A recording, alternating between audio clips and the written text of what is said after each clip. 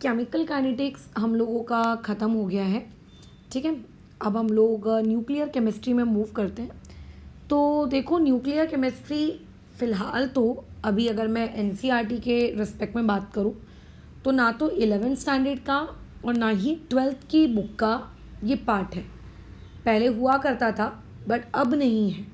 हाँ, फिज़िक्स में भी तुम्हें न्यूक्लियर फिज़िक्स के नाम पर जो मैं अभी पढ़ा रही हूँ उसमें से कुछ चीज़ें मिल जाएं, कुछ थोड़ी और ज़्यादा मिल जाएं, है ना। बट केमिस्ट्री में एनसीईआरटी में अगर तुम ये टॉपिक ढूंढने जाओगे तुमको ये टॉपिक नहीं मिलेगा, ये नहीं है एनसीईआरटी में, ठीक है। तो ऐसे केस में हम लोगों को न्यूक्लियर केमिस्ट्री पढ़नी है, नो डाउट, बहुत ही, क्योंकि छोटा सा टॉपिक है, सरफेस केमिस्ट्री से भी छोटा टॉपिक है। बट सरफेस केमिस्ट्री के जितना उतना ज़्यादा मैं इसको इम्पॉर्टेंट नहीं कहूँगी कि सरफेस केमिस्ट्री के जैसे बहुत ज़्यादा इम्पॉर्टेंट है, लाइक दैट, वैसा नहीं। बहुत ही थियोरटिकल है स्टार्टिंग का आज का दिन, लेकिन कल से जो चीज़ें स्टार्ट होंगी वो बहुत कंसेप्चुअल रहेंगी। कुछ कुछ मैं न्यूक्लियर केमिस्ट्री का पूरा ज्ञान तुम्हें नहीं दे सकती, समझो थोड़ी सी लिमिटेशंस हैं मेरी और तुम्हारी, है ना, क्योंकि जो चीज़ हमारे सिलेबस में ही नहीं है उस चीज़ को हम लोग पढ़ नहीं सकते। और nuclear chemistry is not like something कि आप लोगों को बहुत कुछ छोटी क्लासेस से पता है तो उसके बेसिस पे आगे का पढ़ाया जा सके। ये आप लोगों ने जो पहली बार केमिस्ट्री पढ़ना शुरू किया था 9th क्लास से तो खैर कर ही दिया था। आप सोचो 9th की केमिस्ट्री 10th की केमिस्ट्री जुड़ते हुए आई, तब जाके आप 11th 12th की थोड़ी बहुत पढ़ पा रहे हो।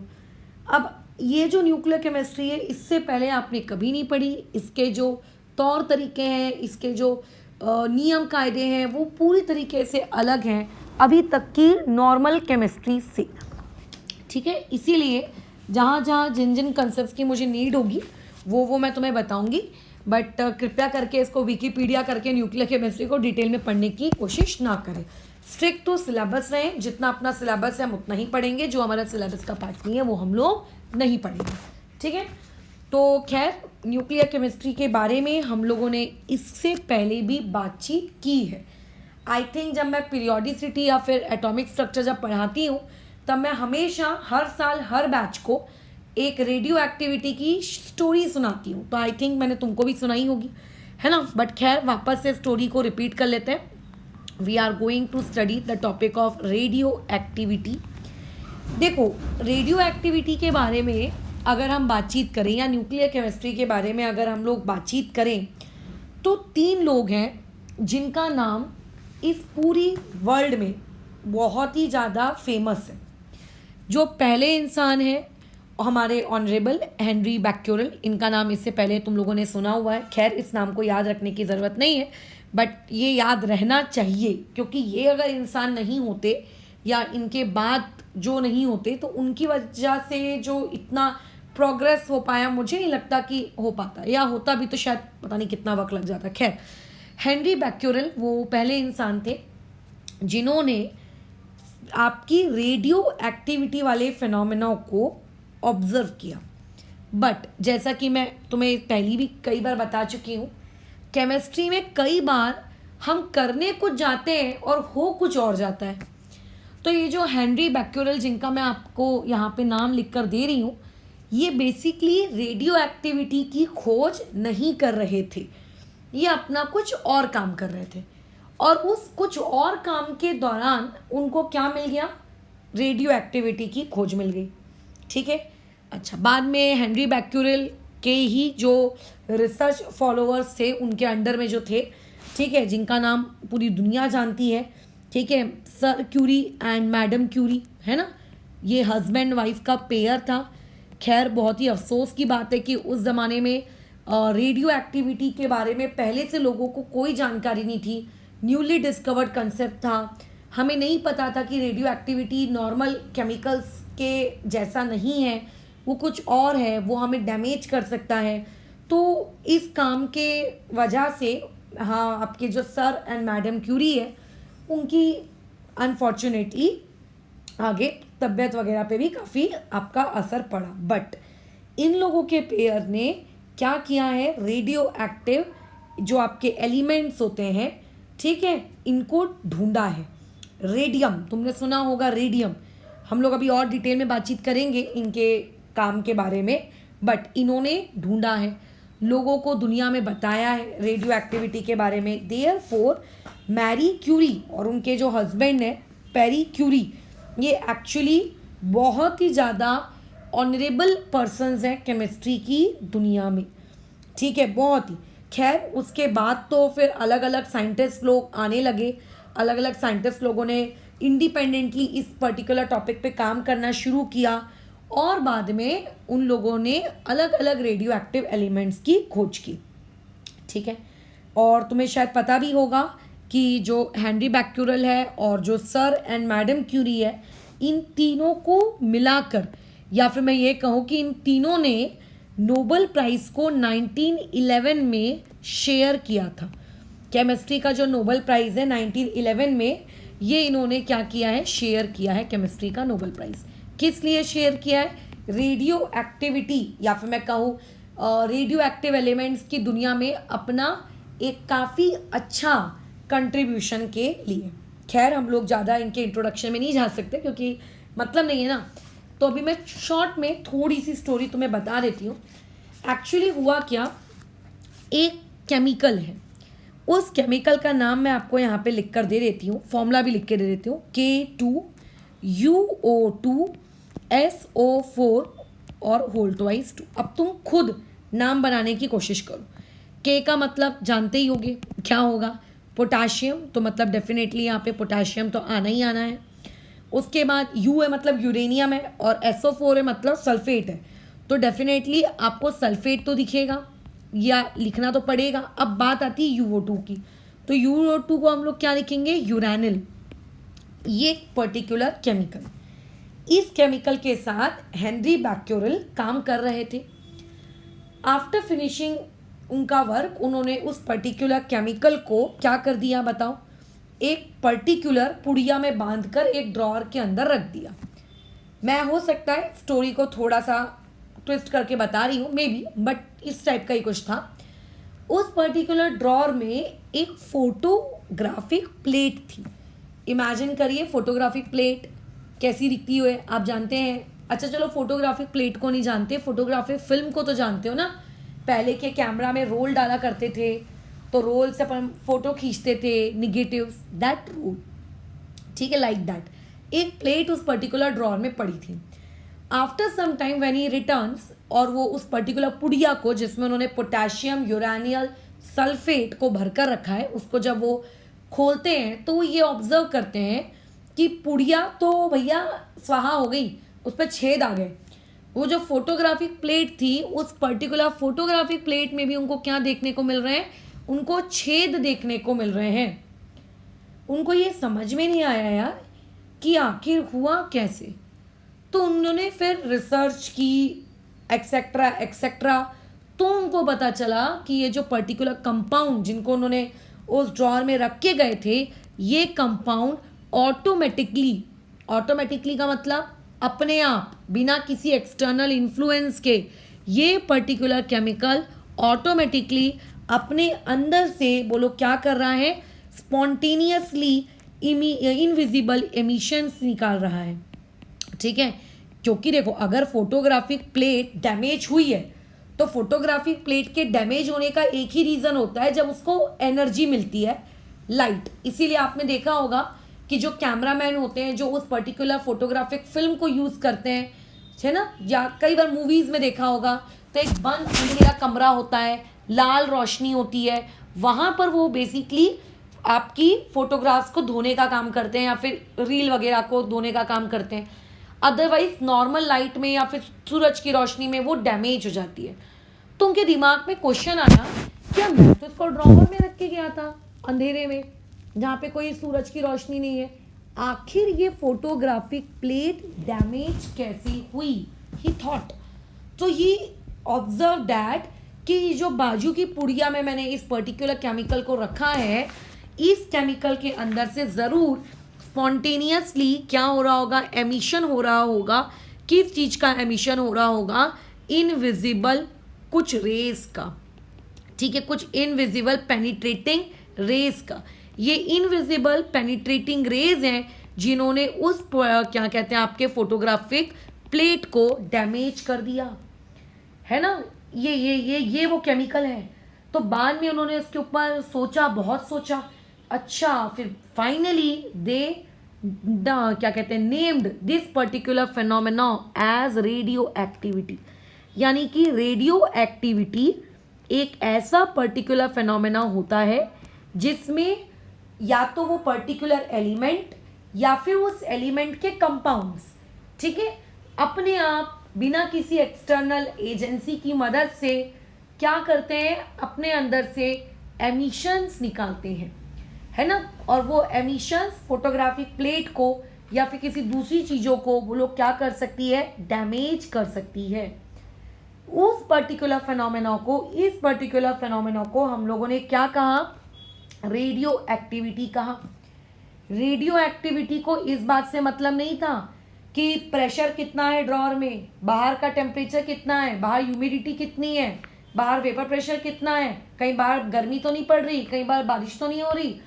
अपने आप रखे, ठीक है, पड़े ये पर्टिकुलर एलिमेंट्स या इनके कंपाउंड्स अपने अंदर से स्पॉन्टेनियसली एमिशंस निकालते रहते। तो रेडियो एक्टिविटी को हम ये पर्टिकुलर फिनोमेना कहते हैं। और रेडियो एक्टिविटी इस बात से पूरी तरीके से इंडिपेंडेंट होती है, जो भी आप अभी तक नॉर्मल केमिस्ट्री में पढ़ते आए ना, प्रेशर चेंज करोगे तो क्या होगा, टेम्परेचर चेंज करोगे तो क्या होगा, है ना, कैटलिस्ट डालोगे तो क्या होगा। इस टाइप के नॉर्मल जो वर्ड्स आप अभी तक केमिस्ट्री में सुनते आ रहे थे, इन सारे वर्ड्स से भैया ये काफ़ी ऊपर की चीज़ है, इसको उन सारी चीज़ों से कोई फर्क नहीं पड़ता है, ये इंडिपेंडेंट है। फिर एक बात मुझे बताओ कि अगर रेडियो एक्टिविटी को इन सारी चीज़ों से फ़र्क नहीं पड़ता तो इन केस, जैसे अभी तो खैर बहुत सारे रेडियो एक्टिव एलिमेंट डिस्कवर हो गए, तो फिर तो सारे रेडियो एक्टिव एलिमेंट्स की रेडियो एक्टिविटी का एक्सटेंट सेम होना चाहिए, बराबर, सब लोगों की रेडियो एक्टिविटी का एक्सटेंट सेम होना चाहिए। तो उन्होंने कहा कि नहीं, ऐसा नहीं होता है कि थोरियम, यूरेनियम, रेडियम सबकी रेडियो एक्टिविटी का जो एक्सटेंट ऑफ है, मतलब उनके एमिशन करने का, जो उनके स्पॉन्टेनियस एमिशन करने का जो बिहेवियर है वो सबका सेम होगा। ऐसा नहीं हो सकता, किसी का बहुत ज़्यादा तेज होगा, किसी का बहुत कम होगा, है ना, वो वेरी करेगा। तो हमारे दिमाग में ये बात आई कि आखिर ये रेडियो एक्टिविटी वाला जो ये कांड हो रहा है, ये जो फिनोमेना हो रहा है भाई, अभी तक तो केमिस्ट्री में हमने देखा नहीं, ये अब आखिर क्यों हो रहा है। तो हमने ये देखा कि हमारे केमिस्ट्री में कुछ एलिमेंट्स के एटम अनस्टेबल होते हैं। अब ये मत पूछना कि क्यों अनस्टेबल होते हैं, बहुत सारी थेरीज हैं इनकी स्टेबिलिटी के लिए कि ये इसकी वजह से अनस्टेबल होते हैं, उसकी वजह से अनस्टेबल होते हैं। हमें हमारे 12th के सिलेबस में जितनी रिक्वायरमेंट होगी हम उतना पढ़ेंगे, ठीक है। तो लेकिन अभी के लिए आप याद रखिए, कुछ आपके एटम्स अनस्टेबल होते हैं, तो एक एटम जितना ज़्यादा अनस्टेबल होगा उसकी रेडियो एक्टिविटी उतनी ज़्यादा होगी। क्यों? क्योंकि किसी को अगर ज़्यादा भूख लगी है और अगर आप उसके सामने खाना रखो तो तुम देखना वो इंसान कैसे खाना खाता है, एकदम जल्दी जल्दी कि कहीं मेरे सामने से खाना चला तो ना जाए। और वहीं अगर मान लेते हैं आपका पेट भरा हुआ है और फिर आपके सामने अगर कोई खाना रखता है तो आप मुंह बनाते हो, ये मेरे पसंद का नहीं, अरे यार नमक कम है, अरे आज ये ज़्यादा है, समझ लो। तो वैसे ही आप लोगों का जो एटम है वो जितना ज़्यादा अनस्टेबल होगा उसकी टेंडेंसी स्टेबल बनने की उतनी ज़्यादा होगी। अनस्टेबल का मतलब क्या होता है? एनर्जी ज़्यादा होना। केमिस्ट्री में तो यही होता है ना, स्टेबिलिटी अनस्टेबिलिटी का मीनिंग। केमिस्ट्री में अनस्टेबिलिटी का मीनिंग होता है कि एनर्जी बहुत ज़्यादा है उसके पास। तो अगर उसके पास एनर्जी बहुत ज़्यादा है तो उसकी इच्छा क्या होगी? अपनी एनर्जी को कम करूं और कम करके मैं क्या जाऊं? बताओ, आप लोगों का स्टेबिलिटी की तरफ जाऊं, है ना, स्टेबिलिटी की तरफ जाऊं। तो बेसिकली रेडियो एक्टिविटी कौन शो करते हैं? अनस्टेबल एटम शो करते हैं। एक एटम जितना ज़्यादा अनस्टेबल होगा वो चीज़ उतनी ही ज़्यादा आप लोगों की क्या होगी? बताओ, आप लोगों की रेडियो एक्टिविटी शो करेगी। खैर, ये मैंने छोटा सा तुम लोगों को इंट्रोडक्शन दिया रेडियो एक्टिविटी के बारे में, है ना। बाकी तो तुम लोगों को एक जीके फैक्ट ये पता होना चाहिए कि जो हस्बैंड एंड वाइफ का पेयर था, दैट इज क्यूरी, उन लोगों के पास एक और था। इतनी बेसिक केमिस्ट्री आपने 10th क्लास में पढ़ी होगी, मैं आपसे एक्सपेक्ट कर सकती हूँ कि मिनरल और ओर के बीच का आपको डिस्टिंग्विश पता है, ठीक है। एक और था, किसका और था भाई? Pitch blend. अभी आप आगे जिंक ब्लेंड ये भी पढ़ेंगे, ठीक है, बट फिलहाल मैं टॉपिक पे बात कर रही हूँ। पिच ब्लेंड का और था। इसके फॉर्मूले की बात करें तो इसका फॉर्मूला होता है U3O8। इस पर्टिकुलर ओर के अंदर से उन्होंने पहले रेडियो एक्टिव एलिमेंट को ढूंढ निकाला। फर्स्ट आप लोगों का रेडियो मतलब उन्होंने ढूंढा, क्यूरी नॉट फर्स्ट, उन्होंने आपका एक रेडियो एक्टिव एलिमेंट ढूंढ के निकाल लिया। कौन था वो? यूरेनियम। यहाँ से यूरेनियम एलिमेंट की बोलिए क्या हो गई? डिस्कवरी हो गई। उन्होंने बता दिया कि ये यूरेनियम जो है, अच्छा एक मिनट, नॉट यूरेनियम, सॉरी मेरा दिमाग का है, सॉरी, इस यूरेनियम का जो ओर है U3O8, इसके अंदर से उन्होंने एक नया रेडियो एक्टिव एलिमेंट ढूंढ के निकाला जिसका नाम था रेडियम। रेडियम एलिमेंट इन्होंने क्या किया? डिस्कवर, क्योंकि ऑब्वियस है कि यूरेनियम का ओर है तो यूरेनियम तो होगा ही, बट उसके अंदर से उन्होंने रेडियम ये ढूंढ के निकाल लिया। और रेडियम जो है वो यूरेनियम से बहुत ज़्यादा खतरनाक होता है, बहुत ज़्यादा खतरनाक होता है, खतरनाक, एकदम खतरनाक, ये ढूंढा। फिर खैर बाद में अलग अलग लोग आए, अलग अलग लोगों ने अलग अलग चीज़ों को ढूंढा, है ना। फिर स्मिथ आए, स्मिथ और क्यूरी ने मिलकर थोरियम को ढूंढा। फिर आगे और साइंटिस्ट आए वगैरह वगैरह। And currently there are many radioactive elements. कुछ रेडियो एक्टिव एलिमेंट्स नेचुरल हैं, राइट, आप जानते हैं, और कुछ आप लोगों के कैसे हैं? आप लोगों के आर्टिफिशियल हैं, राइट। तो हम लोग उस पर बात नहीं करेंगे, लेकिन हाँ इतना हमको एटलीस्ट पता होना चाहिए, जैसे कि पहला पॉइंट हम लोगों को ये पता होना चाहिए कि आप लोगों के पास जो सबसे हल्का लाइटेस्ट रेडियो एक्टिव आइसोटोप अगर कोई है तो वो आप लोगों का कौन होता है? आप लोगों का होता है ट्रीटियम, यानी S1H3। और उसके अलावा और भी हो सकते हैं, लेकिन ये सबसे लाइटेस्ट है। लेकिन जो मैं अदर्स दूसरों की बात अगर करूँ तो 14 कार्बन, आपने 10th क्लास में कार्बन डेटिंग नामक एक फेनोमेना के बारे में बायोलॉजी में ज़रूर पढ़ा होगा। दैट 14 कार्बन हम उसमें यूज़ करते हैं। 40K यानी कि पोटेशियम का वैसे तो एटॉमिक मास 39 होता है, बट 40 एटॉमिक मास वाला पोटेशियम, और टेक्टिनियम 99, ये भी आपके कुछ लाइटर रेडियो एक्टिव में आती हैं। बट द पॉइंट इज, ठीक है, बट द पॉइंट इज कि आखिर रेडियो एक्टिविटी हुई क्यों? ठीक है, बराबर। द पॉइंट इज कि आखिर रेडियो एक्टिविटी हुई क्यों, रेडियो एक्टिविटी का रीजन क्या है? तो खैर वो हमारी इंट्रोडक्शन क्लास के बाद का टॉपिक है, फिलहाल अभी हमारे वो टॉपिक नहीं है, तो अभी हम लोग आगे जो हमारा इंट्रोडक्शन है उस पर ही कंटिन्यू करते हैं। आखिर रेडियो एक्टिविटी क्यों हुई, इस पर बाद में जाएंगे। अब क्या हुआ कुछ सालों बाद, ठीक है, कुछ सालों बाद, यानी कि आप लोगों के जो रुदरफोर्ड बाबा थे, इनके बारे में मैंने आपको बताया है, रुदरफोर्ड के बारे में मैंने आपको बताया है एटॉमिक स्ट्रक्चर में। आई थिंक रुदरफोर्ड ने क्या किया था, रेडियो एक्टिव एलिमेंट्स 3 टाइप से एमिशंस करता है। अगर आप लोगों के पास में कोई एक रेडियो एक्टिव एलिमेंट है, तो वो जो रेडियो एक्टिव एलिमेंट है, अगर हम इस बारे में बात कर रहे हैं कि वो स्पॉन्टेनियसली एमिशन करता है, तो उसकी जो स्पॉन्टेनियस एमिशन होता है ना, वो रुदरफोर्ड ने कहा कि ये स्पॉन्टेनियस एमिशन 3 प्रकार का हो सकता है। पहला उन्होंने क्या कहा कि हो सकता है जिस चीज़ को स्पॉन्टेनियसली एमिट किया जा रहा हो वो अल्फा रेज हो, ठीक है।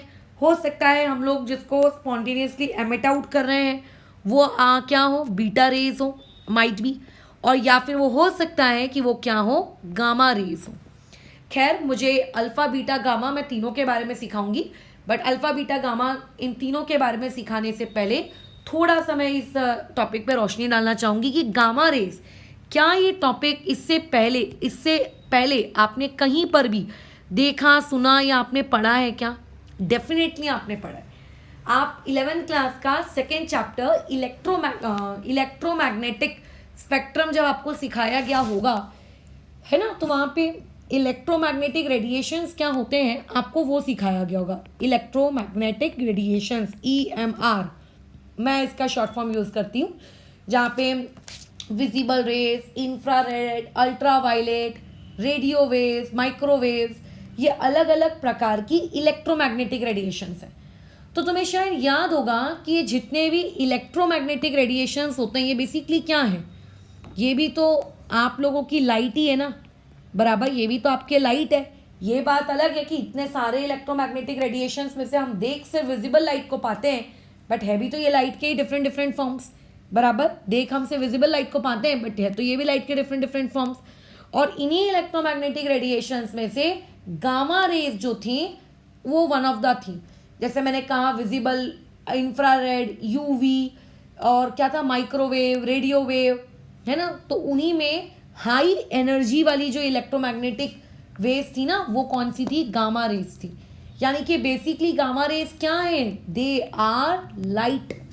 और तुम्हें शायद एटॉमिक स्ट्रक्चर वाले चैप्टर की ये बात याद होगी कि जो लाइट होती है बेसिकली वो क्या है, it is a group of photons. तो ये एक प्रकार से गामा रेज क्या है, हमारे पास फोटॉन्स हैं। ये गामा रेज क्या है, हमारी लाइट है, बट ये बेसिकली क्या है, लाइट है। लेकिन अल्फा रेज और बीटा रेज के बारे में आपका क्या ख्याल है? अब कहने को हम लोग अल्फा रेज कहते हैं, कहने को हम लोग बीटा रेज कहते हैं, लेकिन दे are not raise.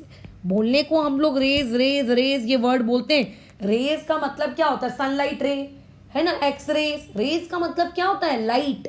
But actually में alpha rays and beta rays ये आप लोगों की रेज नहीं है, they are not rays, they are not light, ये लाइट नहीं है। फिर मैडम आप इसको रे क्यों बोल रहे हो? भैया बोल रहे हैं, बट ये एक्चुअल में नहीं है। इन तीनों प्रकार के एमिशन में से सिर्फ गामा ही ऐसा एक एमिशन है जो एक्चुअल में एक लाइट है, लाइट का वन ऑफ द फॉर्म है। But alpha and beta they are not rays, वो रेज नहीं है। फिर अगर ये रेज नहीं है तो फिर ये कौन है, क्वेश्चन मार्क, है ना। अगर ये रेज नहीं है, they are not a form of light, then who are they, कौन है भैया, इनकी पहचान क्या है? तो alpha and beta these are particles. ये कौन होते हैं, ये पार्टिकल्स होते हैं, मैटर है ये, मैटर, ठीक है। क्या है ये, मैटर। तुमने पढ़ा है इसके बारे में कि अल्फा रे जो होता है, अगर मैं हीलियम एटम जो होता है, हीलियम की क्या खास बात होती है कि उसके न्यूक्लियस में 2 न्यूट्रॉन्स होते हैं, 2 प्रोटॉन्स होते हैं, और आउटर मोस्ट ऑर्बिट में क्या होते हैं, 2 इलेक्ट्रॉन्स होते हैं, बराबर। अगर मैं हीलियम के पास से वो दोनों इलेक्ट्रॉन्स निकाल लूँ तो क्या बन जाएगा, हीलियम 2 पॉजिटिव, बराबर। इलेक्ट्रॉन्स निकाले बाबा जी। अभी रिसेंटली एक इंसान के साथ मेरा पाला पड़ा, उसको ऐसा लगता था कि इलेक्ट्रॉन्स निकालने से एटॉमिक मास में भी कोई चेंज आ जाएगा। तो देखो 9th और 10th में जो गलत केमिस्ट्री पढ़ते ही उसका नतीजा है। पता नहीं, कई बार ऐसी बुक्स में लिखा रहता है कि number of electrons equal to atomic number. अरे भाई, नंबर ऑफ इलेक्ट्रॉन्स का एटॉमिक नंबर से कोई लेना देना नहीं है, नंबर ऑफ प्रोटॉन के साथ होता है। वो तो न्यूट्रल एटम के लिए केस डिफाइंड है, बट इसीलिए नंबर ऑफ इलेक्ट्रॉन्स को एटॉमिक नंबर से कभी कोरिलेट मत करना। खैर, हीलियम 2+ जो होता है ना, इसी हीलियम 2+ को हम लोग अल्फा रेज कहते हैं, ठीक है। इसी हीलियम 2+ को हम लोग क्या कहते हैं, अल्फा रेज कहते हैं। अच्छा ठीक है। और फिर जो ये बीटा होते हैं, बीटा, ये बीटा वाले लोग कौन है, वो ये बीटा रेज कौन सी है? तो भैया देखते हैं बीटा रेज कौन है। तो अगर आप लोगों के पास मान के चलते हैं कोई इलेक्ट्रॉन है, हाई स्पीड में ट्रैवल कर रहा है, बस खत्म, उसी को बीटा रे बोल दो, ठीक है, बराबर। यानी कि indirectly beta rays are basically stream of electrons, बहुत सारे इलेक्ट्रॉन्स जो क्या कर रहे हैं, हाई स्पीड के साथ मूव कर रहे हैं, उन्हीं को हम लोग बेसिकली क्या कहते हैं, आप लोगों का बीटा कहते हैं, ठीक है। एक मिनट, हेलो, हाँ अच्छा ठीक है ना, अभी आ रहा है क्या वो? ठीक ठीक है, हाँ ठीक है, रखती हूँ, ठीक है। तो इसका मतलब क्या कह रही थी मैं, सॉरी, बीटा रेस बेसिकली क्या है, they are the stream of electrons. हाँ, आप एग्जैक्टली इनको इलेक्ट्रॉन्स नहीं बोल सकते, क्योंकि बीटा के जो रेस के जो पार्टिकल्स होते हैं ये बेसिकली बहुत ही हाई स्पीड के साथ, ठीक है, बहुत ही हाई स्पीड के साथ ये लोग क्या कहते हैं, ट्रैवल करते हैं। बहुत ही हाई स्पीड के साथ। ये हम लोगों की बातचीत हो गई। और गामा के बारे में तो मैं ऑलरेडी तुम्हें बता चुकी हूँ कि गामा बेसिकली क्या होता है। ये इलेक्ट्रोमैग्नेटिक जो रेडिएशंस होती हैं, उन इलेक्ट्रोमैग्नेटिक रेडिएशंस का वन ऑफ द कंपोनेंट है जिसके पास बहुत ज़्यादा हाई एनर्जी होती है ना। बाकी तो तुमने एटॉमिक स्ट्रक्चर जब पढ़ा होगा तो तुमने तो ये जाना ही होगा कि हमारे जो रुदरफोर्ड बाबा थे उन्होंने किस तरीके से इलेक्ट्रिक और मैग्नेटिक फील्ड से इस तरीके का एमिशन करवाया, और उस एमिशन को करवाने के बाद उन्होंने बोलो क्या किया, उन्होंने उस एमिशन के बाद से बताया कि ये अल्फ़ा पार्टिकल्स हैं क्योंकि ये निगेटिव की तरफ डिफ्लेक्ट हो रहे हैं, ये बीटा पार्टिकल्स हैं क्योंकि ये इसके तरफ डिफ्लेक्ट हो रहे हैं, वगैरह वगैरह, ये उन्होंने बताया। बट हमको इतनी ही जानकारी चाहिए अल्फ़ा बीटा गामा के बारे में। खैर, अब ये अल्फ़ा बीटा गामा की हमको कुछ प्रॉपर्टीज़ पढ़नी है जो कि एक्सट्रीमली बहुत ज़्यादा इम्पॉर्टेंट है, वो आपको पता होना चाहिए। पहला ये कि हमें ये पता चल गया कि alpha rays are basically particles से बनी हुई हैं, हीलियम 2+ के पार्टिकल्स से बनी हुई हैं। अच्छा, दूसरी चीज़ आप लोगों का क्या कि जो बीटा होता है, बीटा क्या है कि ये एक तो निगेटिव है, इलेक्ट्रॉन्स के जैसा आप इन्हें मान सकते हो, और जो गामा रेज होते हैं ये अनचार्ज होते हैं, ये न्यूट्रल होते हैं, है ना, क्योंकि ये तो लाइट रेज हैं, ये तो न्यूट्रल होंगी। ये हो गई पहली प्रॉपर्टी। दूसरी प्रॉपर्टी के बारे में बात करते हैं। दूसरी प्रॉपर्टी के बारे में क्या बात करेंगे?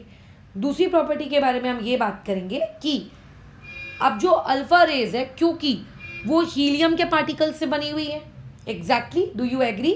ओके, तो इसका मतलब उसमें हीलियम के पार्टिकल से कंपोज होगी, डेफिनेटली। ओके, हीलियम का वजन कितना होता है? 4u, मतलब 4 AMU, जहाँ पे तुम्हें AMU का मतलब पता है, एटॉमिक मास यूनिट। अच्छा, इलेक्ट्रॉन का वजन कितना होता है? वो तो मैडम नेग्लिजिबल होता है ना, पढ़ा है ना कभी मोल कंसेप्ट में कि इलेक्ट्रॉन का वजन नेग्लिजिबल होता है as compared to neutrons and protons.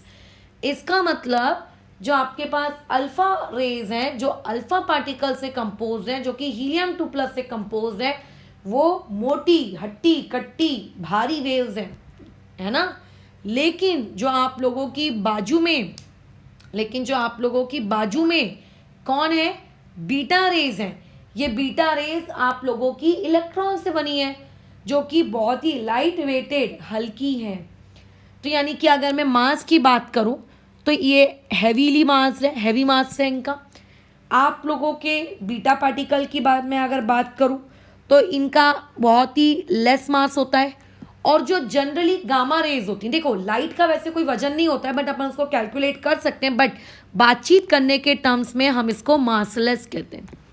अब तुम खुद सोचो, जो चीज़ जितनी भारी होगी, अगर आप भारी चीज को भागने को कहोगे तो एक मोटा हट्टा कट्टा पत्थर या बलून ज़्यादा तेजी से भाग पाएगा, या फिर एक पतला सुकड़ा स्लिम ट्रिम बलून ज़्यादा तेजी से भाग पाएगा? ऑब्वियसली सुकड़ा पतला, है ना, फिट फाइन, बराबर।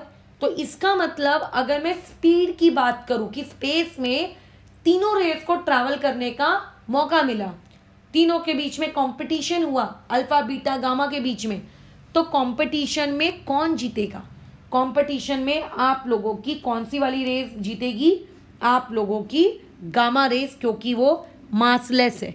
यानी कि अगर मैं इनकी वेलोसिटी के रिस्पेक्ट में बातचीत करूं तो ये मैक्सिमम स्पीड के साथ बोलो क्या करेगी? ट्रैवल करेगी, ठीक है।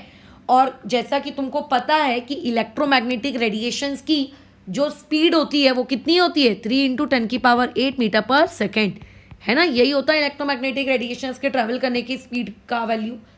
जो उससे कम स्पीड से ट्रैवल करेगी वो कौन होगी? बीटा वाली, ठीक है। बीटा वाली उससे कम स्पीड से ट्रैवल करेगी क्योंकि वो थोड़ी सी हैवी है। बट आप इसको, ठीक है, अप्रॉक्सीमेटली, ठीक है, अप्रॉक्सीमेटली इक्वल टू किसके आप इक्वल टू लिख सकते हो इसको? गामा रेज, क्योंकि इनकी जो ट्रैवलिंग स्पीड होती है वो बस थोड़ी सी कम होती है किससे? आप लोगों के गामा रेज से, ठीक है। चलो ठीक है। और जो आप लोगों की अल्फा पार्टिकल्स हैं भाई, ये तो एक्सट्रीमली स्लो है। इनकी जो स्पीड है वो क्या होगी? सबसे स्लो।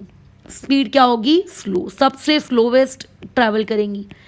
अब एक बात बताओ, अगर स्पीड की बात हो गई, है ना, बराबर। चलो अब एक और बात करते हैं पेनिट्रेटिंग पावर की। पेनिट्रेटिंग पावर का मतलब क्या होता है, पहले तो आपको ये समझना पड़ेगा। पेनिट्रेटिंग पावर का मतलब होता है, जैसे मान लेते हैं एक बहुत बड़ी लोहे की फॉर एग्जांपल क्या रखी हुई है, शीट रखी हुई है। उस लोहे की शीट में अगर वो रेस आके टकराती हैं तो कितने सेंटीमीटर अंदर तक वो रेस गड्ढा कर सकती हैं, that is basically known as penetrating power, है ना। जैसे मान लेते हैं मेरे पास एक रे है, वो रे क्या करेगी, लेट से 2 सेंटीमीटर लंबा उसने गड्ढा किया, और एक रे मेरे पास ऐसी है जो 20 सेंटीमीटर लंबा गड्ढा कर रही है, तो किसकी पेनिट्रेटिंग पावर ज़्यादा होगी? ऑब्वियस है आप लोगों के 20 सेंटीमीटर वाले की। तो अगर मैं पेनिट्रेटिंग पावर के रिस्पेक्ट में बात करूं तो जो मैक्सिमम पेनिट्रेटिंग पावर आपको देती है वो कौन होती है, ये, ठीक है। मैक्सिमम पेनिट्रेशन, सबसे ज़्यादा पेनिट्रेशन इसका होता है, और सबसे लीस्ट मिनिमम पेनिट्रेशन किसका होता है, आप लोगों की अल्फा रेस का होता है। मोटी है ना बेचारी, ज़्यादा दूर तक ट्रैवल भी नहीं कर पानी है, एक तो स्पीड भी उनकी कम है, और तुम तो जानते ही हो अगर स्पीड कम है तो एनर्जी तो डेफिनेटली कम होगी ही होगी उनके पास। तो इसीलिए मिनिमम कौन शो करती हैं, आप लोगों के अल्फा पार्टिकल्स शो करते हैं, ठीक है। लेकिन अब अगर बात आ जाती है किसकी, आयनाइजेशन की, कि किसकी एबिलिटी आयनाइज करने की ज़्यादा बेटर है। आयनाइजेशन समझता है ना, कौन ज़्यादा बेहतरीन तरीके से गैस को आयनाइज कर सकता है। किसी मेटल को आयनाइज करने की बात नहीं कर रही हूँ। पहली बात तो हम कभी किसी मेटल के सॉलिड फॉर्म को आयनाइज वैसे भी नहीं करते हैं। अगर आपको किसी भी चीज़ को आयनाइज करना होता है तो पहले तो आपको उसको एटॉमिक फॉर्म में लाना पड़ता है, और वो भी उसके गैसियस फॉर्म में। गैसियस एटम को हमेशा आयनाइज किया जाता है, सॉलिड एटम को, लिक्विड एटम को आयोनाइज नहीं किया जाता। तो मान लेते हैं एक आप लोगों के पास क्या है, ट्यूब है, CRT ट्यूब है लेट्स से, उसके अंदर मैंने एक गैस भर के रखी है, और मैं ये कह रही हूँ कि बताइए इस गैस को इन तीनों रेज में से कौन सी रेज ज़्यादा बेहतरीन तरीके से, बोलो क्या कर सकती है, आप लोगों का आयोनाइज कर सकती है। तो ऐसे में क्या होगा, ठीक है, आप लोगों का सबसे बेहतरीन तरीके से आयोनाइजेशन जो देगी वो देती है आप लोगों की अल्फा रेज। क्यों? क्योंकि ये पॉजिटिवली चार्ज है, वो भी +2 चार्ज है, तो ये मैक्सिमम आयोनाइजेशन देती है। और मिनिमम आयोनाइजेशन कौन देती है, आप लोगों की गामा रेज। अब तुम समझ जाओ कि जो बीच वाली है यानी कि बीटा, ये अल्फा से कम आयोनाइजेशन देती है, ठीक है, और आप लोगों के गामा से थोड़ा सा ज़्यादा देती है, ठीक है। क्लियर है वाली चीज़? ओके, ठीक है। तो आयनाइजेशन, पेनिट्रेशन पावर, स्पीड, ये वो 3 टॉपिक्स हैं जिसके बारे में आपको हमेशा पता होना ही चाहिए अगर आप अल्फा बीटा पार्टिकल्स को पढ़ रहे हो तो, ठीक है। इतना आपको पता होना चाहिए। ऐसे तो और भी बहुत सारी प्रॉपर्टीज हो सकती हैं इन लोगों की, बट इतना अगर आप लोगों को पता है तो बहुत अच्छी बात है, अगर आपको नहीं पता है तो वो दिक्कत दे सकता है, बराबर। अच्छा, अब मान के चलिए इलेक्ट्रिक फील्ड है और अगर मान लेते हैं मैग्नेटिक फील्ड है, तो क्या अल्फा रेस को इलेक्ट्रिक फील्ड या मैग्नेटिक फील्ड से कोई फर्क पड़ेगा? डेफिनेटली पड़ेगा। अल्फा रेस ऐसी रेस है जिनके ऊपर पॉजिटिव चार्ज है, तो अगर आप उसको इलेक्ट्रिक फील्ड से पास करवा रहे हो तो वो निगेटिव टर्मिनल की तरफ डिफ्लेक्ट हो जाएगी, है ना।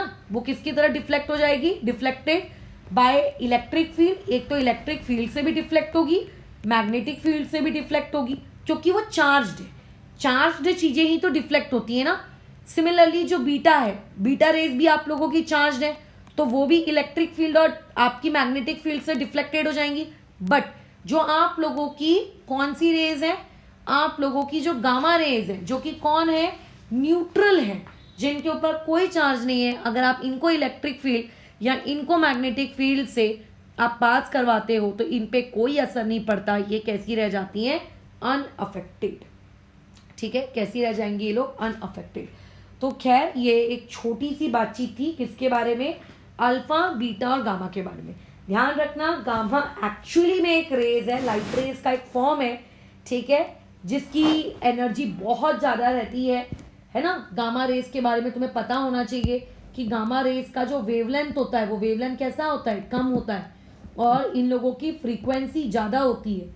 और ऑब्वियस है कि हम लोगों ने ऑलरेडी पढ़ के रखा है एटॉमिक स्ट्रक्चर में, एनर्जी डायरेक्टली प्रोपोर्शनल होती है फ्रीक्वेंसी के, तो इसीलिए गामा रेस को बहुत ही हाई एनर्जी की क्या कहा जाता है, रेस कहा जाता है।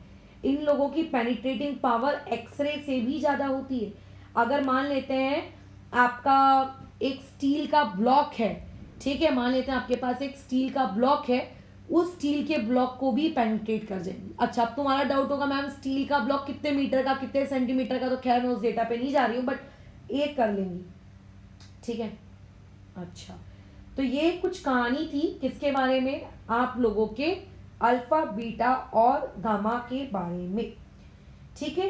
अच्छा ठीक है, लेकिन अभी कई लोग ऐसे होंगे जिनको आयनाइजेशन वाले टॉपिक पे डाउट होगा कि मैम ये आयनाइजेशन समझ में नहीं आया कि आपने कह दिया कि आयनाइजेशन हो जाएगा, but what you mean by that term ionization. देखो, आयनाइजेशन का मतलब बेसिकली क्या होता है, किसी भी गैसियस एटम से उसका आउटर मोस्ट इलेक्ट्रॉन से, आउटर मोस्ट शेल से उसका इलेक्ट्रॉन निकालने का, यही मतलब होता है ना आयनाइजेशन का। सबने आयनाइजेशन एनर्जी के बारे में पढ़ा है पीरियोडिसिटी चैप्टर में 11th स्टैंडर्ड। अगर नहीं पढ़ा है तो पढ़ लो, और अगर पढ़ा है तो अभी रिवाइज कर लो, क्योंकि उसके कुछ ट्रेंड्स होते हैं, राइट, कि या लेफ्ट टू राइट जाने पे क्या होगा, राइट टू लेफ्ट जाने पे क्या होगा, कुछ एक्सेप्शन से, तो अच्छा रिवाइज कर लोगे, ये आज की टिप है। तो आयनाइजेशन के बारे में सब जानते हैं कि अगर हमारे पास एक आइसोलेटेड गैसियस एटम हो, उसके आउटर मोस्ट शेल से अगर हमको एक इलेक्ट्रॉन निकालना हो तो बोलो क्या होगा, उसको हम लोग बेसिकली क्या कहेंगे, आयनाइजेशन कहेंगे, ठीक है ना, बराबर, ओके। अब होता क्या है, अगर हम किसी रेस को भेज रहे हैं, लेट्स से मैंने अल्फा पार्टिकल्स को भेजा। अब देखो अल्फा पार्टिकल्स एक तो उनका मास भी ज़्यादा है ना। अब जैसे कि तुम जानते हो kinetic energy equal to half mv², अगर मास ज़्यादा होगा तो उनकी काइनेटिक एनर्जी भी ज़्यादा होगी, बराबर, क्योंकि अल्फा पार्टिकल्स का मास ज़्यादा है, ये हैवी मास है, ये हैवी है ना, इनका वजन ज़्यादा है। तो ऐसे केस में जिनका मास ज़्यादा होता है उन लोगों की काइनेटिक एनर्जी भी बोलिए कैसी होती है, ज़्यादा है, क्योंकि काइनेटिक एनर्जी डायरेक्टली प्रोपोर्शनल है मास के। तो मान लेते हैं अल्फा पार्टिकल एकदम तेजी से, जैसे एंग्री बर्ड्स का गेम खेले हो, कैसे एंग्री बर्ड्स एकदम गुस्से से चली जा रही होती हैं मारने के लिए, अल्फा रेज भी एकदम गुस्से से जा रही हैं, और रास्ते में उनको क्या मिल गई, गैस मिल गई, तो वो गैस से टकराएंगी, और जब वो गैस से टकराएंगी तो उनकी खुद की जो एनर्जी है वो गैस को मिल जाएगी। यही तो होता है, जब अपन एक बॉडी दूसरी बॉडी को टकराती है तो एक बॉडी की एनर्जी दूसरी बॉडी को मिल जाती है, तो उससे टकराएंगी और इस चक्कर में इलेक्ट्रॉन को बाहर निकाल लेंगे, बस इसी को कहते हैं गैस का आयनाइजेशन। तो ये आयनाइजेशन करने की जो एबिलिटी होती है ये अल्फा में सबसे ज़्यादा होती है as compared to beta and gamma, ठीक है, बराबर, बस इतना तुमको याद रखना है, ठीक है ना, इससे ज़्यादा तुमको और कुछ याद रखने की ज़रूरत नहीं है। ये तुम्हारे लिए क्या है, मैक्स है। इवन बहुत सी अलग अलग चीज़ें भी होती हैं कि अल्फ़ा रेस की रेंज क्या होगी वगैरह वगैरह, बट खैर वो सब में हमको नहीं जाना है, हम लोगों को सिर्फ इतना जानना था इंट्रोडक्शन में, और उतना मैंने आपको इंट्रोडक्शन में बता दिया, ठीक है ना, ओके, ठीक है। तो 3 टाइप की रेडिएशंस हमको पढ़नी होंगी, अल्फ़ा बीटा गामा, बराबर, ठीक है। अच्छा, दूसरी चीज़ ये एक और अच्छे से याद रखना कि गामा रेज जो रहती हैं वो बोलने में हम बोलते हैं कि रेज है, बट एक्चुअल में वो रेज नहीं होती, वो एक्चुअल में क्या होती हैं, आप लोगों की अल्फा और बीटा पार्टिकल्स होते हैं, और गामा एक सही में रेज होती है। खैर, नेक्स्ट इंट्रोडक्शन की तरफ मूव करते हैं। ये इंट्रोडक्शन भी इससे पहले आपको पढ़ाया गया है 11th स्टैंडर्ड में पीरियोडिसिटी में, मैं फिर से रिपीट करवा देती हूँ, ठीक है। क्या है, देखो ये इंट्रोडक्शन, सभी स्टूडेंट्स को आइसोटोप्स क्या होते हैं ये पता है, आइसोबार्स क्या होते हैं ये पता है, और आइसोटोन्स क्या होते हैं ये पता है। हम लोग एक बार और रिवाइज कर लेंगे, अगर नहीं पता होगा तो कोई बात नहीं। उसके अलावा अब तुम्हारी ज़िंदगी में ऐसे 3 शब्द और आएंगे जो कि ऑलरेडी 11th क्लास में आए हुए हैं। खैर, एक को कहा जाता है आइसोडाइफर्स, ठीक है, ये हो गया आप लोगों की लाइफ का वो पहला वर्ड। दूसरा हो गया आइसो इलेक्ट्रॉन, ये तो बाप रे बाप केमिकल बॉन्डिंग में इतना फेमस है, बल्कि इस पे तो JEE कई बार सवाल भी पूछ चुकी है कि which among the following are isoelectronic species, कई बार पूछ चुकी है। इवन जिस साल मैंने JEE मेंस दी थी उस साल ही आया था कि आइडेंटिफाई करो इनमें से कौन आइसो इलेक्ट्रॉनिक है, बताओ। और एक होते हैं आइसोस्टर्स। ये टोटल 6 नाम है, आपको याद करने। तो इसमें जो आइसोटोप्स वाला वर्ड है और जो आइसोबार वाला वर्ड है, ये आप इन वर्ड से आप ऑलरेडी फेमिलियर हैं, आपने इसके बारे में ऑलरेडी लोअर क्लासेस में, यानी कि जब आप 10th 9th में थे तब आपने पढ़कर रखा है। तो आई डोंट थिंक कि कोई तकलीफ होगी, but still I do repeat, मैं एक बार रिपीट कर देती हूँ, ठीक है ना। अच्छा बोलो क्या होता है। आइसोटोप्स बेसिकली वो होते हैं जिनमें हम ये कह सके कि भाई जेड म्हणजे कौन बताओ। जेड मतलब एटॉमिक नंबर, इतना अब आपको पता होना चाहिए। इन लोगों का जो जेड होता है वो कैसा होता है, सेम। और इन लोगों का जो ए होता है, ए मतलब एटॉमिक मास, ये कैसा होता है, डिफरेंट। और आइसोबार्स की अगर मैं बात करूं तो आइसोबार्स में उल्टा हो जाता है। इन लोगों के लिए जो जेड होता है, जेड क्या होता है इन लोगों का, डिफरेंट। और इन लोगों के लिए जो इनका ए होता है वो क्या होता है, बेसिकली सेम। अब तुम खुद सोचो, अगर दो लोगों का जेड सेम है, जेड मतलब एटॉमिक नंबर है ना, बराबर जेड मतलब क्या होता है आप लोगों का, एटॉमिक नंबर, बराबर जेड का मतलब क्या होता है, एटॉमिक नंबर। अगर दो लोगों का एटॉमिक नंबर सेम है, इसका मतलब सेम एलिमेंट होंगे ना। तो आइसोटोप्स हमेशा सेम एलिमेंट के लिए डिफाइन होता है। जो वर्ड होता है आइसोटोप्स, ये किसके लिए डिफाइन होता है, सेम एलिमेंट, ठीक है। जैसे रोनित और रोनित का एकदम जुड़वा भाई, दोनों same to same, same date पे पैदा हुए, बस दोनों का वेट अलग है, ऐसे लोग आइसोटोप्स। और आइसोबार्स किसके लिए डिफाइन होते हैं, क्योंकि जेड ही अगर अलग हो गया है आइसोबार्स में, इसका मतलब ये डिफरेंट एलिमेंट्स के लिए डिफाइन होते हैं। किसके लिए डिफाइन होते हैं, डिफरेंट एलिमेंट्स के लिए ये डिफाइन होते हैं। जैसे मान लेते हैं एक श्रेयन और मान लेते हैं चलो मैं, हम दोनों क्या है, अलग अलग हैं, बट हम दोनों का मान लो वेट सेम है, तो ऐसे में हम दोनों क्या कहलाएंगे, आइसोबार्स, ठीक है। चलो नेक्स्ट बातचीत जो कि काफ़ी बार पूछी गई है। आइसोटोप्स के केस में जो केमिकल प्रॉपर्टीज होती है सीपी, ये कैसी रहती है, सेम। मतलब हाइड्रोजन, ड्यूटेरियम, ट्रिटियम, ये तीनों के तीनों आइसोटोप्स हैं एक दूसरे के। कार्बन 12, कार्बन 14 एक दूसरे के आइसोटोप्स हैं। इनकी केमिकल प्रॉपर्टीज कैसी रहेगी, सेम। लेकिन आइसोबार में तो क्योंकि एलिमेंट ही बदल जा रहा है, एक श्रेयन है और एक मैं हूँ, हम दोनों अलग हैं, तो डेफिनेटली हम लोगों की जो केमिकल प्रॉपर्टीज़ है वो केमिकल प्रॉपर्टीज़ भी कैसी रहेगी, सॉरी कैसी रहेगी, डिफरेंट रहेगी, ठीक है। तो केमिकल प्रॉपर्टीज़ कैसी रहती है आइसोबार्स के केस में, आप लोगों की अलग, ठीक है। अच्छा, आइसोटोप्स के बारे में एक बहुत ही प्यारी चीज़ है वो ये, और वो ये क्या है, वो ये है कि आइसोटोप्स के केस में जो इलेक्ट्रॉन्स की संख्या होती है ना, जो इलेक्ट्रॉन्स की संख्या होती है वो सेम होती है। यानी कि तुम हाइड्रोजन के पास जाओ, तुम ड्यूटेरियम के पास जाओ, कि तुम ट्रिटियम के पास जाओ, भाई तीनों के पास आपको इलेक्ट्रॉन हमेशा कैसा मिलेगा, सेम, ठीक है। कैसा मिलेगा, सेम। लेकिन आइसोबार में तो क्योंकि एलिमेंट ही बदल गया है, अगर एक मैं उठा के ले आई मैग्नीशियम और एक उठा के ले आई लेट से मैं आयरन, तो दोनों में तो इलेक्ट्रॉन्स की संख्या अलग होगी ना, तो कॉमन सेंस है, तो इलेक्ट्रॉन्स कैसे रहेंगे, डिफरेंट रहेंगे। और तुम्हें शायद याद होगा जब तुम छोटे क्लास में पहली बार तुमने अपनी ज़िंदगी में पीरियोडिक टेबल वाला चैप्टर पढ़ा था, तो वहाँ पे तुमने पढ़ा होगा कि मेंडलीव के आने से पहले जो बाकी के साइंटिस्ट लोग थे, उन लोगों के अकॉर्डिंग क्या हो रहा था बताओ, एटॉमिक मास फंडामेंटल प्रॉपर्टी थी। अच्छा मेंडलीव के according atomic mass fundamental property थी। फिर बाद में आपके हेनरी मॉसली आए, उन्होंने कहा कि नहीं भाई, एटॉमिक मास नहीं, एटॉमिक नंबर होती है फंडामेंटल प्रॉपर्टी। तो मेंडलीव के वक्त दो बड़ी समस्याएं थी पीरियोडिक टेबल में।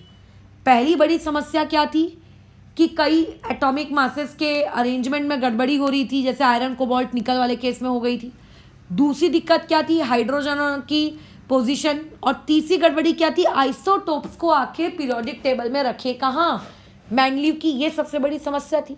फिर बाद में आया modern periodic table by Henry Moseley, उनके पीरियोडिक टेबल में आइसोटोप्स को ये कहाँ रखें, ये वाली समस्या हो गई सॉल्व।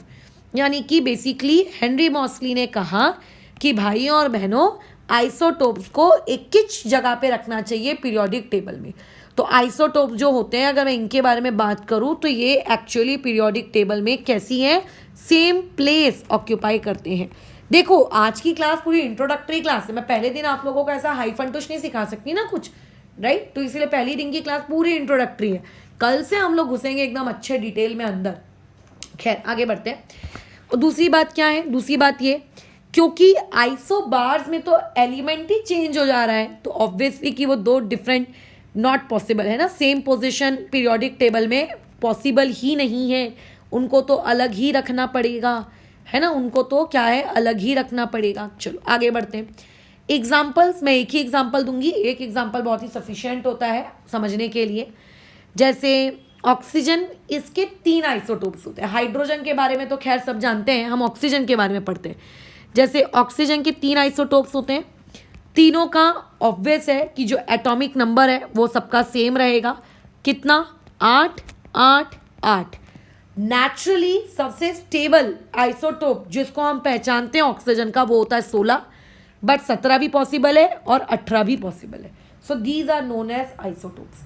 आइसोबार की अगर मैं बात करूं तो आइसोबार के जो पेयर्स होते हैं उसमें तो एलिमेंट ही बदल जाता है पूरी तरीके से। यानी कि अगर मान लेते हैं मैं एक ऑक्सीजन का आइसोटोप ले आती हूँ, मतलब ऑक्सीजन का एक पर्टिकुलर ये मैंने एक उठा लिया, तो इसका अगर मुझे आइसोबार देखना है तो इसका आइसोबार पता है कौन होगा, इसका आइसोबार होगा फ्लोरीन 917। देखो एलिमेंट बदल गया, हाँ बदल गया, लेकिन ये जो ऊपर में 17 लिखा है यानी कि उनका एटॉमिक मास, क्या वो बदला? नहीं, वो नहीं बदला। सो यही तो स्पेशलिटी है कि एलिमेंट बदल जाएगा लेकिन एटॉमिक मास नहीं बदलेगा, उनको हम लोग क्या कहेंगे, आइसोबार्स कहेंगे। ठीक है, डन, ओके। अब आगे कंटिन्यू करते हैं आइसोटोन्स में। तो देखो आइसोटोन्स आप समझ जाओ कि आइसोटोप्स में क्या सेम था, आइसोटोप्स में क्या सेम था, आइसोटोप्स में एटॉमिक नंबर सेम था, आइसोबार्स में एटॉमिक मास सेम था। तो फिर अब क्या बच गया, बताओ अब क्या बच गया, अब बच गए न्यूट्रॉन्स। यानी कि सीधी भाषा में अपन बात करते हैं बिना कोई बकवास किए कि बेसिकली आइसोटोन्स एक ऐसे लोग होते हैं जिनके Z की अगर बात की जाए, ठीक है, बराबर, तो Z भी डिफरेंट होता है। लो बताओ, उन लोगों के लिए A भी डिफरेंट होता है, ठीक है, इनका दोनों डिफरेंट होता है। अब अगर Z डिफरेंट हो गया है तो ये तो आप एक्सपेक्ट करो ही मत कि सेम एलिमेंट होंगे, फिर तो डेफिनेटली आपको क्या मिलेगा, डिफरेंट एलिमेंट ही मिलेंगे, है ना, अगर Z और A he Z he change हो गया है तो, बराबर। अच्छा, केमिकल प्रॉपर्टीज के बारे में क्या कहना है, केमिकल प्रॉपर्टीज किसका फंक्शन होती है बताना जरा, थोड़ी बहुत भी अगर 10th क्लास तक की केमिस्ट्री पढ़ी है तो। केमिकल प्रॉपर्टीज प्योरली डिपेंड करती हैं इलेक्ट्रॉन्स पर, है ना। तो अभी इलेक्ट्रॉन्स क्योंकि चेंज हो रहे हैं, तो अगर इलेक्ट्रॉन्स ही चेंज हो जाएंगे तो केमिकल प्रॉपर्टीज कहाँ से सेम होंगी, इसीलिए केमिकल प्रॉपर्टीज आइसोटोन्स की, दो आइसोटोन्स की आपस में क्या होती हैं बोलो, डिफरेंट होती हैं।